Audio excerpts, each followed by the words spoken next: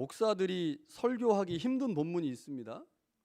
저도 이제 목사이기 때문에 설교를 해야 하는 사람이기 때문에 저한테도 조금 힘들게 다가오는 본문들이 있는데 대체적으로 두 종류죠. 특별한 내용이 없는 본문. 특별한 내용이 없는 본문은 설교하기가 어렵고요. 특별한 내용이 없어도 그 안에 분명한 메시지가 담겨져 있으면 뭐 가능한데 특별한 내용도 없고 메시지가 분명하게 들어가지 않는 본문들을 설교하려면 애를 먹습니다. 그 중에 하나가 족보입니다. 자, 구약 성경에 보면 창세기 10장에 노아의 족보가 나오는데요. 말 그대로 그냥 사람 이름만 쭉 나옵니다. 11장에 가면 셈과 데라의 족보가 나옵니다. 제가 창세기 강의를 지난번에 했는데 이 족보는 건너뛰었더라고요. 할 얘기가 없었던 것 같아요. 족보에서.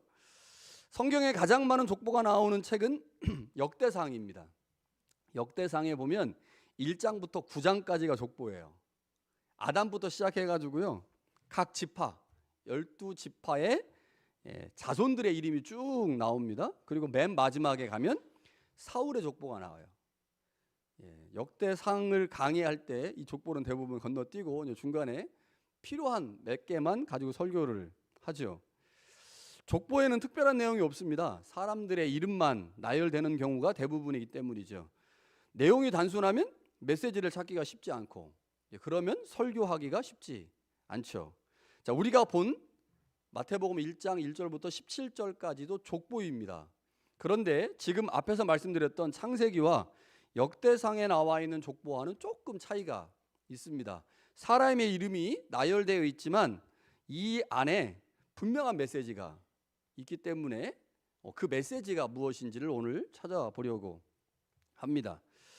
자, 족보가 마태복음 1장에 기록되어 있어요. 그 말은 마태복음 전체의 메시지와 족보가 나타나는 메시지가 유사하기 때문일 것입니다. 저는 이 관점을 가지고 족보의 메시지와 마태복음의 전체 메시지가 어떻게 연결되는지, 왜 마태복음의 가장 앞부분에 족보를 기록해 놨는지를 한번 생각해 보려고 합니다. 자, 이 일을 위해서 우리가 이제 기본적으로 본문을 살필 때 해야 되는 중요한 작업 중에 하나가 누가복음의 본문과 비교해 보는 겁니다. 자, 마태, 마가, 누가복음 중에 병우가 왔네요.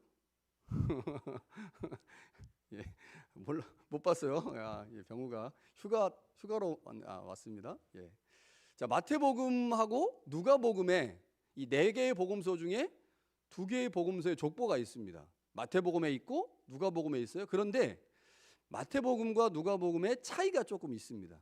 그래서 마태복음이 말하려고 하는 메시지를 찾아내려면 반드시 누가복음의 메시지, 누가복음의 복과 비교를 해야 하는데 이 비교를 하다 보면 시간이 많이 가다 보면 지루해지죠. 그래서 오늘은 아주 중요한 핵심적인 것들만 조금 비교해 보려고 하는데 마태복음하고 누가복음을 비교해 보니까 마태복음에만 나타나는 중요한 특징이 2가지 정도로 간추려집니다. 첫 번째는 족보의 시작이 다윗과 아브라함으로 시작합니다. 다시 말하면 누가복음은 그렇게 시작하지 않는다는 거죠. 자, 마태복음은 다윗과 아브라함으로 시작을 하는 족보이고요. 그래서 예수님이 다윗의 계보라는 사실을 매우 강조하는 게 마태복음의 특징입니다. 또 다른 하나는요, 족보에 여자가 나옵니다. 이방인도 나오고요, 여자도 나오고요. 이 말은 누가복음의 족보에는 여자가 안 나온다는 얘기죠.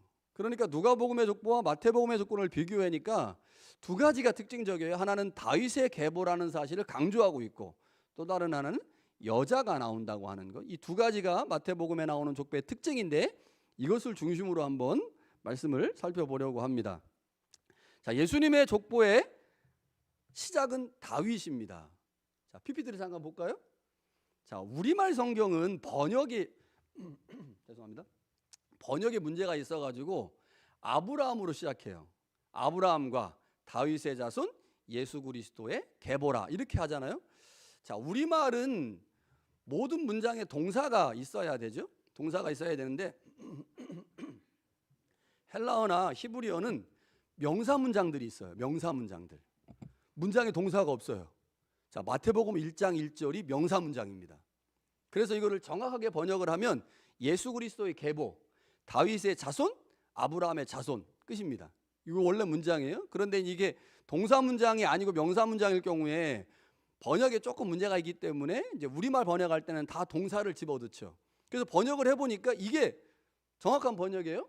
예수 그리스도의 계보, 그분은 다윗의 자손이며 아브라함의 자손이다. 자, 우리말 성경에는 아브라함이 먼저 나오는데 헬라어 성경에는 뭐가 먼저 나와요? 다윗이 먼저 나옵니다. 그러니까 예수 그리스도의 계보를 쭉 설명하면서 첫 번째 사람으로 다윗이 나와요. 자, 그런데 우리가 알고 있듯이 역사적으로 아브라함이 먼저 사람입니까? 다윗이 먼저 사람입니까? 당연히 아브라함이 먼저 사람이죠. 그러면 아브라함을 먼저 기록하는 게 이치에 맞는데 아브라함을 먼저 기록하지 않고 다윗을 먼저 기록을 했다고 하는 거죠. 자, 이것을 보니까 예수님의 족보에서 다윗을 강조하려고 하는구나 라는 사실을 이 1장 1절에서 확인할 수가 있습니다. 자, 예수님의 족보를 다윗이라고 하는 키워드를 가지고 보니까 중요한 특징이 또 하나 발견되는데, 자, 다음 PPT를 한번 볼까요? 족보에 42명이 등장을 해요. 42명이. 그래서 이 42명을 17절, 우리가 읽은 본문 17절에 보니까 세 단위로 구분을 했어요. 세 단위로. 그래서 이렇게 구분이 됩니다. 아브라함부터 다윗까지 14명, 대략 750년. 다윗부터 포로 전까지 14명, 400년. 포로부터 그리스도까지 14명, 575년. 이렇게 분류를 딱 해놨습니다. 그런데 재밌게도, 자, 우리가 이제 성경에 보니까 42명이라고, 그럼 이렇게 되면 14명, 42명이어야 되잖아요. 그런데 42명이 아니에요. 실제로 성서를 세보면, 집에 한번 세보세요. 41명입니다. 41명. 왜 근데 42명이라고 할까요? 다윗이 2번 카운트 됐어요. 다윗이 2번. 그러니까 아브라함부터 다윗까지라고 해놓고 성경은 또 다윗부터 포로 전까지 이렇게 했어요. 그리고 포로 후부터 그리스도까지. 그러니까 다윗이 2번 카운트 되게 짜는 겁니다. 17절을 보면 17절에 이렇게 돼 있잖아요. 모든 대수가 아브라함부터 다윗까지, 다윗부터 바벨론까지, 바벨론부터 그리스도까지. 그러니까 일부러 다윗을 2번 넣게 카운트를 한 겁니다. 자, 뭐가 강조되고 있어요? 야, 다윗이라는 사람이 중요한가 보다 라고 하는 것을 알 수가 있죠. 자, 그리고 이렇게 카운트할 때 14명, 14대로 끊었는데, 이 14대라고 하는 것, 이 14라고 하는 것의 의미가 굉장히 중요한데, 자, 우리말은 그렇지 않지만 히브리어나 헬라어는 모든 알파벳 자음에다가 숫자를 매겨놨어요. 그러니까 우리로 말하면, 영어로 말하면 이런 겁니다. A, B, C. A는 1, B는 2, C는 3. 이렇게 매긴 다음에 9까지 가잖아요. 그럼 10가죠. 10을 가면 10, 20, 30, 40, 50, 60, 70, 80, 90, 100, 200, 300, 400 이렇게 매겨놨습니다. 히브리어는 자음 숫자가 많지 않기 때문에 1부터 시작해서 400까지 끝나요. 그런데 다윗이라고 하는 말은, 우리는 이제 두 자잖아요. 근데 우리말, 제가 지난번 말씀드렸듯이 우리말은 다 이름이 세 자지 않습니까? 히브리어를 쓰고 있는 유대인들도 다 이름이 세 자입니다. 세 자. 그러니까 세 자가 아니고 네 자면 좀 특이한 거예요. 다윗도 세 자입니다. 자음이 다비드. 이 다가 이제 숫자 값을 따져 보니까 숫자가 4예요. 4. 숫자 값이.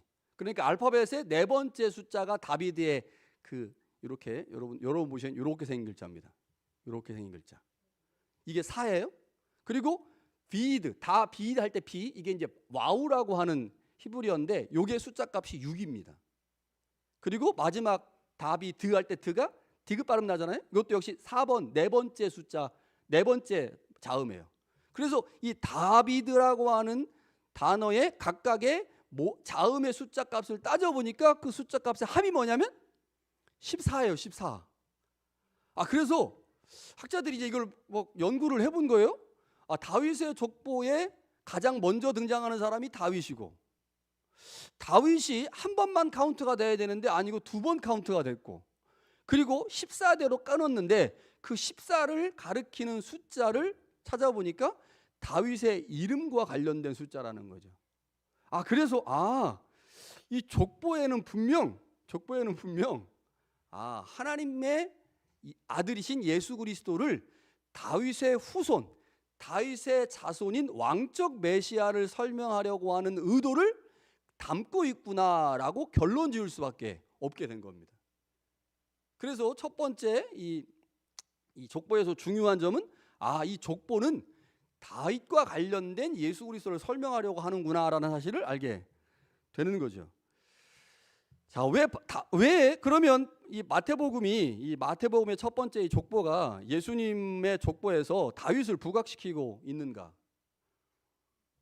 그러니까 예수님의 족보에서 다윗이 부각되고 있다고 하는 것은 우리가 이제 알고 있는 내용이죠. 무엇이겠어요? 예수님이 이스라엘의 메시아, 유대인의 메시아, 다윗의 후손으로 오시는 왕적 메시아임을 드러내기 위해서 이런 방식으로 기록을 한 거죠. 그러니까 이걸 보면 예수님은 다윗의 후손으로 오신 다윗의 자손으로 오신 왕적 메시아구나. 여러분, 우리가 메시아라고 하는 말을 할 때 이게 우리말로 이제 메시아 혹은 그리스도라고 이제 우리가 표기를 하잖아요. 그런데 이 말은 기본적으로 왕을 의미하는 말입니다. 왕. 그래서 구약 시대에서 메시아는 왕을 가리키는 매우 중요한 용어였어요. 그래서 예수님을 메시아 혹은 그리스도라고 말하는 것은 예수님이 다윗의 후손으로 오시는 왕이라는 말입니다. 이게 이제 이스라엘 사람들은 정치적 왕을 기대했지만 성서가 말하고 있는 예수님의 왕 되심은 종교적이고 고난과 관련된 메시아 상이기 때문에 유대인들 사이에서 이제 혼동이 좀 있었죠. 자, 두 번째가 중요합니다. 자, 첫 번째 이야기, 예수님이 다윗의 후손으로 오시는 왕적 메시아라는 사실은 우리가 너무나 많이 알고 있는 이야기고 들은 이야기예요. 마태복음은 이것을 매우 중요하게 그의 족보에다가 기록을 해놨습니다. 자, 그런데 족보에 또 다른 특징이 있는데 여자가 등장을 한다는 거죠. 여자가 4명 나와요. 5명 나옵니다. 5명. 예수님의 어머니 마리아가 나오는데 그 어머니 마리아를 제외하면 총 4명의 여자가 등장을 하는데 한번 볼까요? 4명의 여자. 자, 다말이라고 그러니까 역사 순서로 이렇게 이제 써놨는데 다말이라고 하는 여자가 있습니다. 이 다말이라는 여자는 가나안 여자인데 창세기 38장에 보면 원래는 이 다말이라는 여자가 여러분 유다 아시죠? 유다가 야곱의 12아들 중에 4번째 아들이 유다잖아요. 그 유다의 자부였어요. 며느리였는데 창세기 38장을 읽어보면 여차저차 해가지고 유다와 다말이 동침을 하면서 유다의 아들들을 낳습니다. 베레스와 세라라고 하는 아들을 낳으면서 이 다말이라는 여자가 예수님의 족보에 들어가요. 근데 중요한 것은 이 여자가 가나안 여자라는 겁니다. 이방인이라는 거죠. 이방인.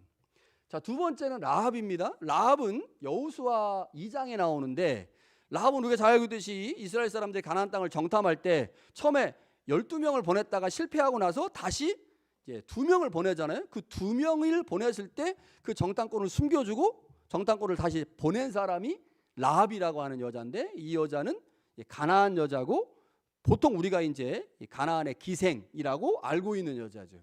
역시 이방인입니다. 세 번째 룻은요 룻기에 나오는 사람인데 이 사람은 모압 여자입니다. 모압 여자. 자, 그러니까 위에 다말, 라합, 룻이 모두 이방인 출신들의 여자고요. 자, 밧세바가 나오는데 네 번째로 이 밧세바는 참 특이해요. 앞에 있는 여자들이 자신의 이름을 기록했잖아요, 성경에. 그런데 이 네 번째 밧세바는 성경에 뭐라고 기록되어 있냐면 햇사람 우리아의 아내라고 기록되어 있어요. 생각해 보면 그냥 밧세바라고 기록을 해도 우리가 알 텐데, 왜냐하면 이 밧세바가 누구의 엄마냐면 솔로몬의 엄마입니다. 솔로몬의 엄마. 우리가 잘 알고 있듯이 이제 다윗이 이 밧세바라고 하는 여자가 이제 죄송합니다. 알몸으로 있는 걸 보고 다윗이 이제 혹해가지고 이제 동침해서 아이를 낳는데 그 아이가 죽어요. 그리고 나서 다음 둘째 아이를 낳는데 그게 솔로몬입니다. 그러니까 이 밧세바라는 여자는 우리가 다 알고 있는 이름이고 유대인들은 다 아는 사람, 솔로몬의 어머니니까 다 알 거 아닙니까? 그런데 마태복음을 기록할 때 밧세바라고 기록하지 않고 우리아의 아내라고 기록을 했어요. 왜 이렇게 기록을 했을까? 생각을 좀 해보면 밧세바가 이방인인지 이방인이 아닌지 이 사무엘하 11장을 읽어보면 몰라요. 확인할 수가 없습니다. 그러니까 다른 여자들은 모두 이방인이라는 점이 매우 분명한데 이 밧세바라는 여자는 이방인인지 아닌지 확인할 수가 없어서 마태복음을 기록한 저자가 자신도 확신이 안 섰던 것 같아요. 그래서 이방 사람인 우리아의 이름을 통해서 밧세바가 이방화된, 이방인과 매우 밀접하게 연결된 이방 여인과 같다라고 하는 의미, 이렇게 기록한 것 같습니다. 제가 이제 이거는 제가 이제 대략 이제 추측을 한 건데 그런 것 같아요. 그래서 나만이나 라합이나 룻과 밧세바가 모두 다 이방 여인 혹은 이방인과 관련된 사람이라는 거죠. 여러분, 우리가 이제 우리 옛날에 뭐 저도 이제 저희 집안에 족보가 있기 때문에 제 집 족보에 제 이름이 올라가 있는데, 제가 원래는 종자 돌림이에요. 박종모로 써야 돼요. 근데 아버지가 그 돌림을 깨고 박운모로 지은 거예요. 박운장, 박성장, 박중장 이렇게 지은 거예요. 그래서 저 족보에는 제 이름이 박종운으로 돼 있습니다. 박종운. 종자를 써야 되는데 제가 안 썼잖아요. 그러니까 종자를 쓰고 제 이름에 두 번째 자리 운자를 넣어서 박종운. 그 제 동생은 박종성, 제 막내는 박종중으로 돼 있어요. 제 이름하고 상관없이 이상하게 제 돌림자를 안 썼기 때문에. 자, 그런데 우리가 알고 있는 족보에 여자 이름이 있습니까? 한국 족보에도 여자 이름은 없습니다. 전 세계의 족보에서 여자 이름이 들어가는 족보는 뭐 많지가 않아요. 흔하지 않습니다. 이스라엘 사람들도 여자 이름은 족보에 기록하지 않죠. 그래서 누가복음 3장에 나오는 족보에는 여자 이름이 없습니다. 자, 그런데 마태복음에는 족보가 기록되어 있고 그 족보에 여자 이름이 나와요. 그런데 그 여자 이름 중에서도 어떤 여자 이름이 나오고 있습니까? 이방인 여자 이름이 나오고 있어요. 이거는 굉장히 특이한 거죠. 굉장히 특이한 거예요. 자, 그러니까 이 족보를 보면 아, 예수님이 이방 여자의 피를 이어받았다라고 표면적으로 알 수가 있죠. 그러니까 예수님은 분명 다윗의 후손으로 오신 다윗의 자손이 왕적 메시아인데, 그래서 유대인을 위한 메시아로 이 땅에 오셨는데, 유대인을 위한 오신 메시아로 표면적으로는 그래요. 그런데 가만히 살펴보니까 예수님 안에 뭐가 있는 거예요? 이방 여자의 피가 있는 겁니다. 그래서 예수님은 분명 유대인을 위한 왕적 메시아라고 고백할 수 있는데, 가만히 자세히 살펴보니까 이상하네. 예수님 안에 이방 여자의 피가 있네. 그러면 예수님은 유대인만을 위한 메시아가 아닐 수 있네 라고 질문할 수 있겠죠. 그 질문을 가능하게 만드는 게 이방 여자들입니다. 자, 그런데 여기에 또 다른 하나 중요한 게 있어요. 자, 예수 그리스도의 계보, 그는 다윗의 자손이며 동시에 누구의 자손이에요? 아브라함의 자손입니다. 자, 아브라함을 넣었어요. 자, 우리 생각에 그냥 다윗의 후손으로 오신 왕적 메시아를 강조하려고 했다면 아브라함을 굳이 넣지 않아도 1장 1절에 가능하거든요.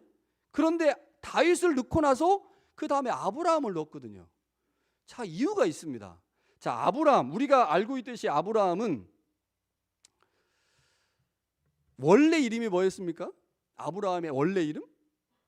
아브람이었습니다. 아브람, 세자 아브람이었는데 그 아브람이라는 이름을 아브라함으로 하나님께서 바꿔 주셨죠. 뜻은 아브람은 큰아버지라는 뜻입니다. 큰아버지. 그런데 아브라함은 열국의 아버지, 온 세상의 아버지, 이런 뜻이에요. 그러니까 이제 그 의미가 확장된 거죠. 종족의 아버지에서 이제 전체 모든 민족의 아버지로 이제 바뀌게 된 건데, 이것은 단순히 하나님께서 그 아브라함의 이름을 통해서 아브라함의 이름만 바꾸신 게 아니고, 그 아브라함을 통해서 하나님께서 온 열국에 하나님이 되시겠다고 하는 하나님의 의지가 이 이름에 이제 투영이 되어 있죠. 자, 아브라함을 아브라함으로 바꾸셨어요. 그러니까 아브라함은 유대인의 이스라엘의 조상이라고 하는 의미를 갖고 있는 반면에 아브라함은 열방의 조상이라는 의미가 담겨져 있는 거죠. 그럼 아브라함에 뭐가 포함되어 있어요?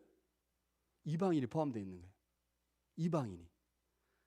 그러니까 다윗의 후손으로 오신 예수 그리스도가 유대인을 위한 메시아를 강조하는 단어라면, 아브라함이라고 하는 말은 예수 그리스도 그분이 아브라함의 후손이기에 그도 역시 이방인을 포함한 메시아라는 점을 드러내는 단어가 아브라함입니다.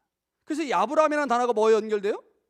예수님의 족보에 나와 있는 이방 여자와 자연스럽게 연결되면서 다윗은 예수 그리스도의 유대적 메시아임을 드러내는 단어이라면 아브라함과 여자는 예수 그리스도의 이방 메시아임을 드러내는 단어라는 거죠.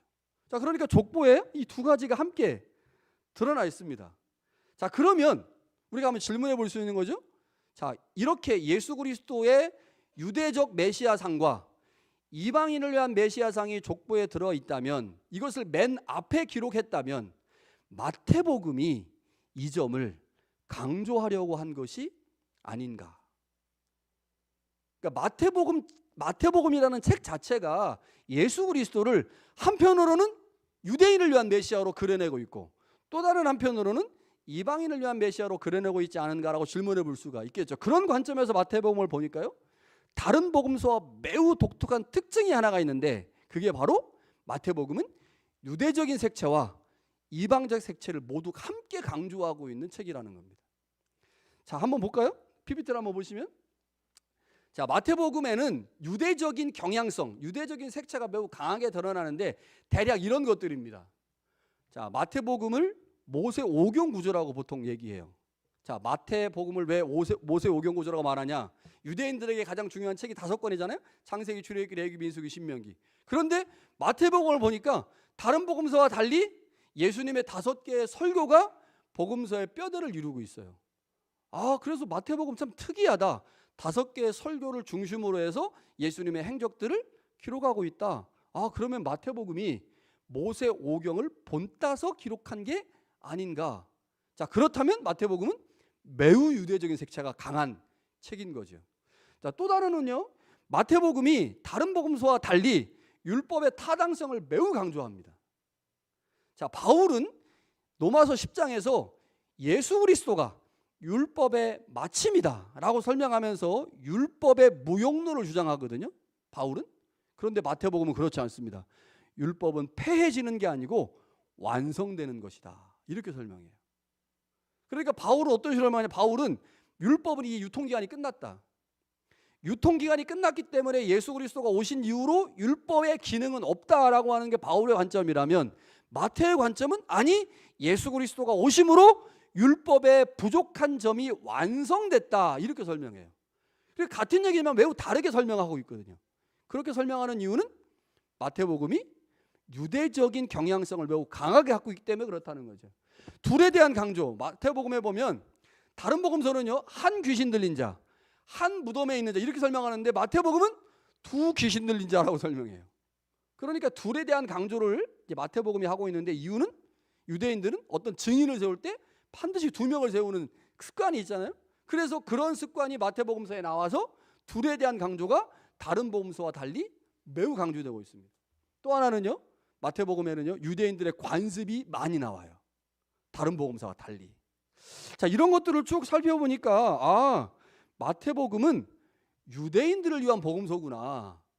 유대인들에게 예수님이 어떤 분이신지를 설명하려고 기록한 복음서구나. 그래서 유대인들에게 예수 그리스도가 유대인들을 위한 메시아라는 사실들을 설명해 주려고 하는 게 이 마태복음의 중요한 특징입니다. 그런데 마태복음에는요, 반유대적인 내용들이 나와요.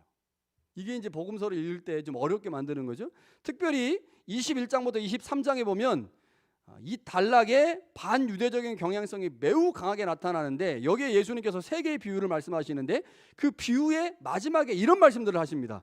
내가 너희에게 이르노니 하나님의 나라를 너희는 빼앗기고, 여기서 너희는 유대인들을 말하는 거예요. 유대인 너희는 하나님의 나라를 빼앗기고 그 나라에 열매 맺는 백성이 받으리라. 열매를 맺는 사람들이 받는 거지, 너희들이 유대인이라는 이유 때문에 그 나라를 유업으로 받을 수 없어. 이방인을 할지라도 열매 맺으면 그들이 하나님 나라를 받을 거야 라고 말씀하십니다. 23장에 가면요, 예수님께서 서기관과 바리새인들의 악한 행위에 대해서 저주하시죠. 오늘 장로님께서 기도하시면서 인용하신 그게 마태복음 23장에 나오는 내용이거든요.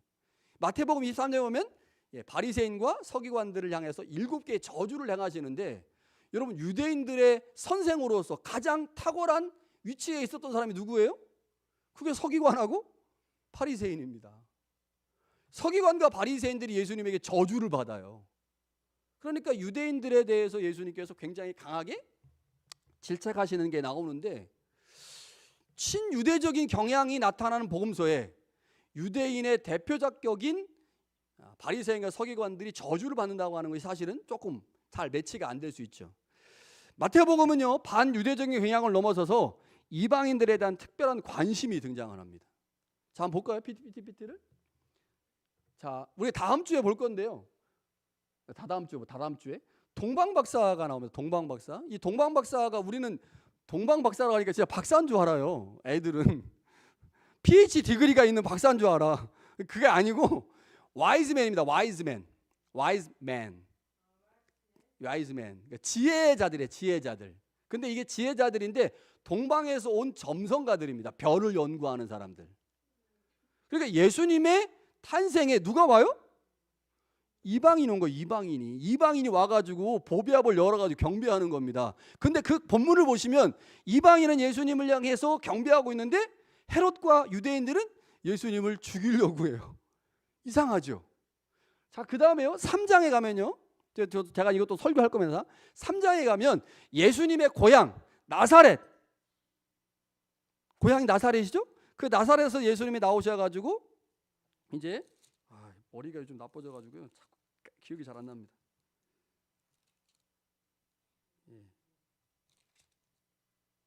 죄송합니다.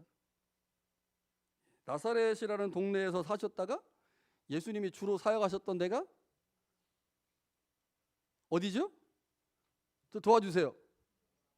가버나움. 할렐루야, 가버나움. 가버나움에서 예수님이 사시면서 이제 사역을 하시거든요. 이 가버나움이 이렇게 생각이 안 날까요?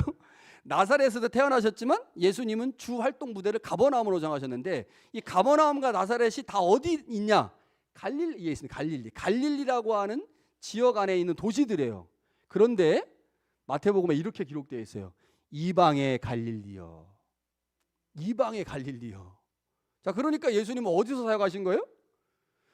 이스라엘 땅에서 사역하셨지만 예수님의 사역은 마치 이방인들을 상대하는 것과 같은 사역을 하신 겁니다. 자, 그리고요, 8장에 가면요, 이방인 백부장이 나와요. 근데 이 이방인 백부장이 예수님에게 이제 칭찬을 받는데 이런 칭찬을 받아요. 내가 지금까지 이런 믿음을 본 적이 없다. 이스라엘 안에서 이런 믿음을 본 적이 없다. 야, 네 믿음 정말 대단하다. 그 믿음을 칭찬하시면서 유대인들을 향해서 예수님이 이렇게 말씀하십니다. 또 너희에게 이르노니 동서로부터 많은 사람에 이르러 아브라함과 이삭과 야곱과 함께 천국에 앉으려니와 그 나라의 본자손들은, 이스라엘 사람 유대인들은 바깥 어두운 데 쫓겨나 거기서 이를 갈게 되리라. 이렇게 말합니다. 그러니까 유대인들은 쫓겨나고 대신 믿음이 좋은 이방인들이 그 나라를 차지한다는 겁니다. 자, 그러니까 마태복음을 보니까요, 한편으로는 매우 유대적인 색채가 강한 방식으로 복음서를 기록했어요. 틀도 그렇고요, 내용도 그렇고요. 그런데 그 안에 보니까 반유대적인 경향과 그것을 넘어서서 친이방적인 성향들의 이야기가 가득 차더라는 거예요. 그러니까 유대적이면서 동시에 이방적이다. 이게 마태복음이 말하려고 하는 메시지의 핵심입니다. 이것에 관해서는 제가 나중에 성서대학에서 자세하게 말씀을 드릴게요. 다 자세히 말씀드릴 수 없어서. 근데 이러한 경향이 어디 나타나요? 족보에 나타나요. 족보에 보니까 예수님을 설명할 때 유대인들이 좋아하는 다윗의 후손으로 오신 왕적 메시아라고 하는 것을 표면적으로 드러내면서, 외형적으로 드러내면서 그 안에 들어가서 보니까 예수 그리스도가 이방인의 피를 이어받은 아브라함을 하나님이 선택하셔서 그를 유대인의 아버지만이 아닌, 이스라엘의 아버지만이 아닌 온 이방인의 아버지로 만드셨는데 예수 그리스도가 그 사역을 감당하시게 되었다는 거죠. 그럼 결론적으로 보면 예수님은 하나님의 약속을 따라 유대인들의 메시아로 이 땅에 오셨지만 유대인들만의 메시아로 제한될 수 없다는 겁니다. 예수님은 믿음을 따라 언약 백성이 된 유대인과 이방인 모두를 위한 메시아. 넘기시 이제 화면 하시면 돼요. 메시아라는 거죠. 그 영상으로 보시는 분들은 계속 PPT만 봤을 것 같아요. 괜찮습니다. 여러분, 이게 우리 안에 매우 중요한데 이게 도대체 이게 뭐를 의미할까? 메시지가 뭘까? 이게 중요하죠. 메시지가 뭘까? 자, 어떤 공동체가 건강하게 성장하기 위해서는요, 언제나 잘 기억하셔야 돼요. 전통과 갱신이라고 하는 두 날개를 가지고 있어야 됩니다. 전통과 갱신이라는 두 날개. 전통이 존재하지 않는 공동체는요, 문제에 노출됐을 때 쉽게 무너집니다. 역사가 없는 교회들은요, 누가 외부에서 바람 하나 휙 불잖아요? 그럼 우수수수 쓰러져요. 그 전통이 중요해요. 자, 우리 교회는 지금 16년의 전통을 자랑합니다. 제가 18년, 우리 교회 18주년 됐을 때 잔치를 크게 하려고 그래요. 왜냐면 18세니까 이제. 우리 지금 하이스쿨 다니고 있어요. 하이스쿨이기 때문에 조금 못해도 괜찮아. 뭐 하이스쿨 다니는데 뭐. 근데 18세 되면 이제 어른이 되잖아요. 그럼 우리 이제 잘해야 돼. 그래서 제가 18세 생일 때는 추수감사절 때 좀 크게 뭐 해야 되겠다 이런 생각. 2년밖에 안 남았습니다. 2년밖에. 자, 전통이 중요해요. 여러분, 임마누엘 교회하고요, 중앙교회는 30년이 넘었습니다. 그러니까 우리보다 무려 배의 전통을 갖고 있는 교회들이죠. 그러니까 우리보다 훨씬 더 강하게 이제 생존할 수 있겠죠. 자, 전통이 존재하지 않는 공동체는요, 문제가 노출될 때 그 문제를 방어할 수 있는 힘이 없어가지고 금방 무너져요. 그래서 우리는 전통을 매우 중요하게 여기는 겁니다. 그러나 전통 자체를 고수하게 되면 공동체는 새로운 방향으로 나아가지 못하죠. 전통을 너무 중요하게 생각하니까 이 전통이라는 게 중요하지만 시대가 변하잖아요. 세상이 변한단 말이에요. 그러면 그 세상에 맞게 우리를 바꿔가면서 전통을 유지해야 되잖아요. 근데 전통을 너무 중요하게 여기면서 전통에만 몰입되면 어떻게 될까요? 새로운 방향으로 나아가지 못하기 때문에 역시 공동체가 무너져요. 그렇기 때문에 교회는 전통을 중요하게 여기지만 그 전통이 고인물이 되지 않도록 하기 위해서 언제나 갱신이라고 하는 카드를 들고 있어야 돼요. 전통을 중요하게 여기지만 그 전통이 고인물이나 썩은 물이 되지 않도록, 화석화되지 않도록 계속해서 갱신이라고 하는 방향을 가지고 가야 하죠. 따라서 우리는 전통을 존중하되 문제가 되거나 나쁜 전통은 갱신을 통해 수정하면서 계속 나은 전통을 만들어가는 겁니다. 이게 개신교예요. 이게 개신교입니다. 그래서 우리는 항상 전통을 중요하게 여기고 그 전통이 더 나은 전통을 만들어낼 수 있도록 갱신을 해야 하죠. 여러분, 마태복음을 기록한 저자가 이거 염두에 둔 겁니다. 마태복음을 읽고 있는 공동체, 그 구성원들이 누구냐면요, 유대교의 뿌리를 둔 유대인들이었어요. 그 뿌리 너무너무 중요하다. 그런데 너희들의 조상 바리새인과 서기관들이 예수 그리스도가 이 땅에 오셨음에도 불구하고 그를 메시아로 인정하지 못하고 알아보지 못함으로 그를 죽이지 않았느냐. 그러니까 우리가 아브라함과 야곱과 이삭과 다윗과 같은 우리의 신앙의 훌륭한 전통들을 우리가 붙잡아야 되지만 그 전통 안에 머물면서 그 전통 때문에 예수 그리스도가 이 땅에 메시아로 오셨는데도 불구하고 그를 알아보지 못한다면 그 전통이 무슨 의미가 있겠습니까? 아브라함의 자손인 게, 다윗의 자손인 게 무슨 의미가 있겠어요? 예수 그리스도를 알아볼 수 있을 때 그것이 의미가 있는데 유대인들은 그 점에서 전통은 잡았지만 갱신하지 못함으로 무너졌거든요. 마태복음을 읽고 있는 공동체가 그걸 요구하는 겁니다. 저자가 예수 그리스도 그분이 다윗의 후손으로 오신 왕적 메시아임이 분명하다. 그러나 마태복음 8장에 나와 있는 백부장을 통해서 말씀하시듯이 이제 예수 그리스도를 믿는 자에게 새로운 혈통이 주어졌다. 예수 그리스도를 믿는 자에게 새로운 종족이 형성되었다. 그게 그리스도인이거든요. 그래서 우리가 예수 그리스도를 통하여 새로운 이스라엘 공동체를 만들었다는 거죠. 그 새로운 이스라엘 공동체가 만들어진 이상 이제 우리가 아브라함과 이삭과 야곱의 하나님이라고 하는 전통을 중요하게 여기면서 예수 그리스도가 이 땅에 우리 가운데 주신 그 말씀을 붙들고 갱신해 가야 한다. 그렇지 않으면 공동체는 무너질 수밖에 없다라는 사실들을 마태복음 전체에서 메시지로 주고 있는데 이 메시지가 족보에 녹아져 있다는 거죠. 여러분, 족보에서 발견되는 그 예수님의 두 모습, 왕적 메시아로서의 모습과 이방인을 위한 메시아로서의 모습을 통해서 우리가 이 점을 발견할 수 있습니다. 여러분, 예수님은 철저하게 나를 위한 주님입니다. 나를 위해 이 땅에 오셨어요. 나를 위해 십자가에 죽으셨습니다. 그 누구의 죄가 아니라 철저히 나를 위해 예수님이 오셨고 내 죄 때문에 예수님이 십자가에 죽으셨죠. 이거 너무너무 중요합니다.